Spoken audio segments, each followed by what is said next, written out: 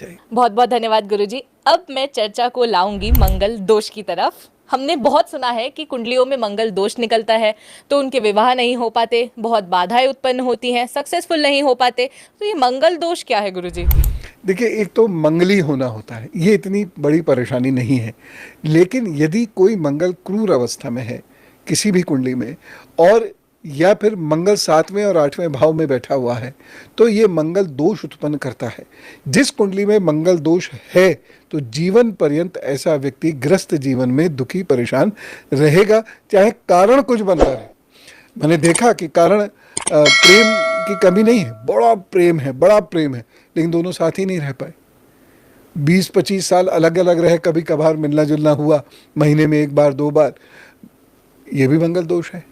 दूसरी चीज़ ये है कि ऐसे प्रेम की कमी नहीं है लेकिन लड़ते झगड़ते बहुत हैं, या फिर विवाह के बाद आर्थिक संकट उत्पन्न हो गए, शारीरिक संकट उत्पन्न हो गया, संतान का संकट उत्पन्न हो गया। तो ये सारी चीज़ें ये मंगल दोष से आती हैं।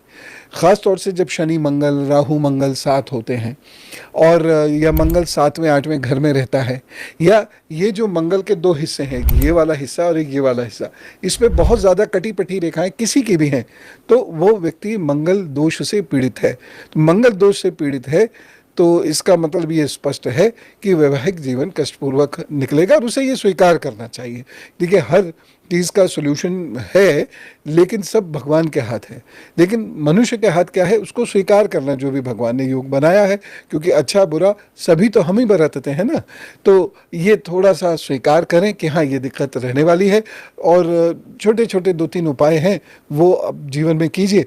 हो सकता है प्रभु कृपा हो जाए और आपका मंगल दोष शांत हो जाए। गुरुजी, मैंने इसमें सुना है कि 28 के बाद मंगल दोष समाप्त हो जाता है, तो क्या ऐसा होता है? नहीं होता, नहीं होता। वो लोग प्रॉपरली रिसर्च करें, और उन लोगों की रिसर्च करें जिनकी उम्र 35 प्लस में है, और बाकायदा नोट्स बना के रिसर्च करें, रिसर्च मेथोडोलॉजी को फॉलो करते हुए रिसर्च करें, तो ये पाएंगे जीवन पर्यंत ये पकड़ लिया एक बार तो पकड़े रहता है, और इसको स्वीकार करना पड़ेगा। तो इसके सुधार के लिए कुछ उपाय? बहुत सरल से 2-3 उपाय। मंगलवार को मिट्टी के बर्तन में भोजन करें। दूसरी चीज़, प्रतिदिन ओम हंग हनुमते नमः का जप करते रहें। तीसरी चीज़, आप जिनको भी इष्ट मानते हैं अपना, उनका आप जप करते रहें। व्यवहार को सौम्य रखें, सरल सहज रखें, और धैर्य बहुत हो आपके व्यवहार में।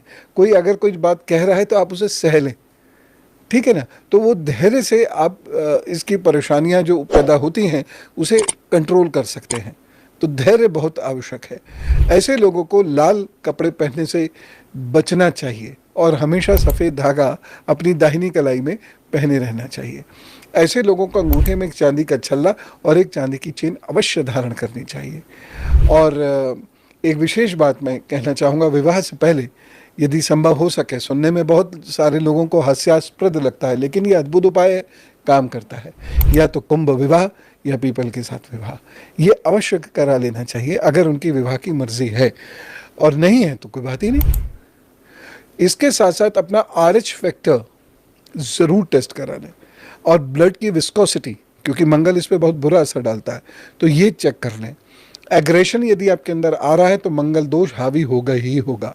इसीलिए अपने आप को ट्रेन करें सहज, सरल, धैर्यवान और प्रेम से युक्त होने का, ठीक है ना। क्रोध आपको नुकसान देगा, क्योंकि ये स्वीकार करना पड़ेगा आपको कि मंगल दोष है, तो ये सारी चीज़ें आएंगी।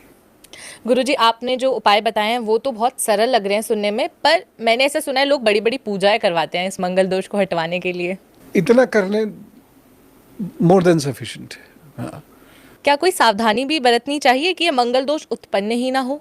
नहीं नहीं, ये तो प्रकृति आधारित है। हमारा जन्म जिस समय हुआ, आकाशीय स्थिति मंगल की वैसी थी, तो अब हो गया तो हो गया।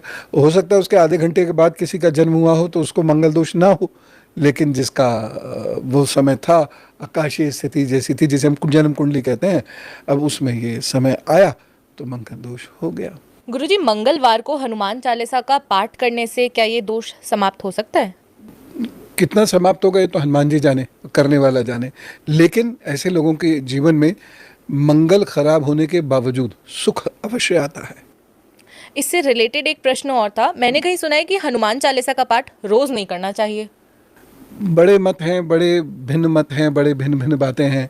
लोग ये कहते हैं इसमें जो शब्द आए हैं वज्र आदि, ये मतलब मनुष्य को वज्र की तरह सख्त कर देते हैं, फिर उसका मन में वैराग्य आ जाता है आदि।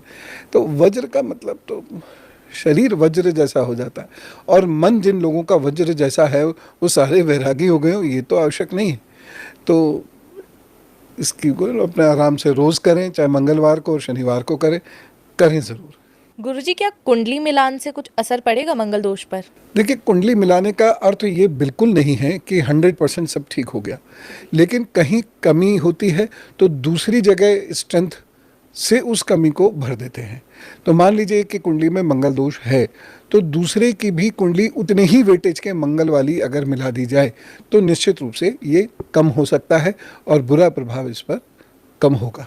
बहुत बहुत धन्यवाद गुरुजी, आज आपने हमें इतनी महत्वपूर्ण जानकारी दी कि मंगल दोष से हम कैसे बचें। एक चीज़ और कहना चाहता जी। हूँ, जिन कुंडलियों में मंगल दोष है और इसकी वजह से वो घर गृहस्थी का सुख नहीं ले पा रहे हैं या संतान का सुख नहीं मिल पा रहा है, ऐसे लोगों को भोजन पकाना चाहिए लाल मिर्च और सरसों के तेल से। और जो मेहनत कश लोग हैं, भिखारी नहीं, मेहनत कश लोग हैं जैसे मजदूर आदि हैं, तो इन लोगों को वह भोजन देना चाहिए मंगलवार और शनिवार। अब एक भी हो सकता है, 10 भी हो सकते हैं, तो निश्चित रूप से फ़र्क आएगा।